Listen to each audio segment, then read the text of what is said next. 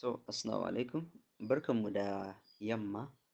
Na ce wani abun da ya kamata a ƙara fahimta game da units da suke kan Alphagpt. Wajen bot, ina nufin bot.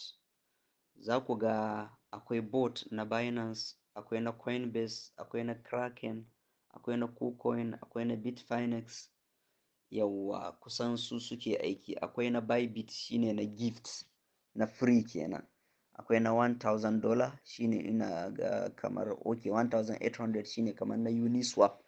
To wannan unit a jiki zaka ga an rubuta unit. Misali na Binance in ka lura zaka ga an rubuta 10 units. Na Kraken zaka ga an rubuta 2 units. Na wannan Bitfinex zaka ga an rubuta 1 unit. Na Coinbase 5 units. Na KuCoin 1 unit. So wannan yana nuna abubuwa guda biyu. Abu na farko zaka iya sayan bot da ke trading na Binance har guda 10. Wannan unit ɗin yana nuna at the same time zaka iya sayan waɗannan bot ɗin gaba ɗaya. Kenan idan misali ka sayi na $20 na Binance, to zaka iya zuwa ka sake sayan wani still, ka sake sayan wani. Zaka iya kaiwa maximum shine ka sayi guda na $20 sau 10 duka kuma bot iri ɗaya. Still bayan ka gama da shi zaka iya komawa ka sayi na Kraken guda 2. Na Kraken na $220, to shi guda 2 kawai zaka iya saya.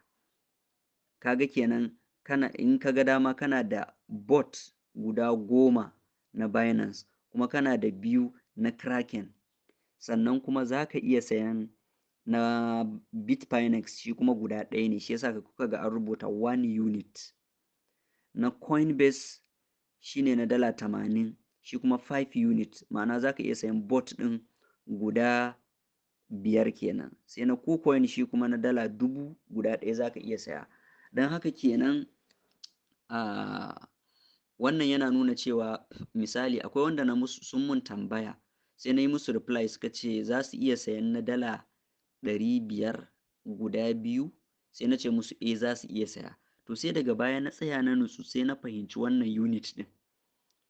Kenan na KuCoin na $1000 na $500 guda 1 zaka iya saya. Guda 1 zaka iya saya. In kana buƙatan ƙarin mai ɗan gwaɓi sai dai ka koma na Kraken na $220.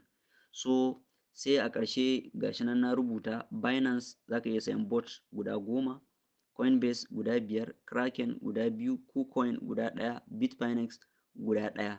Sai muka ce this means that each person can currently have up to 19 bot at the same time. A lokaci ɗaya zaka iya mallakan bot guda 19 kuma duk suna aiki. Sai dai fa inda aikin yake duk rana sai ka bi ka taɓa su, ka taɓa wajen start quantified sai ka shigo da ayyukan da suka yi kenan su bot ɗin. Allah ya sa mu dace.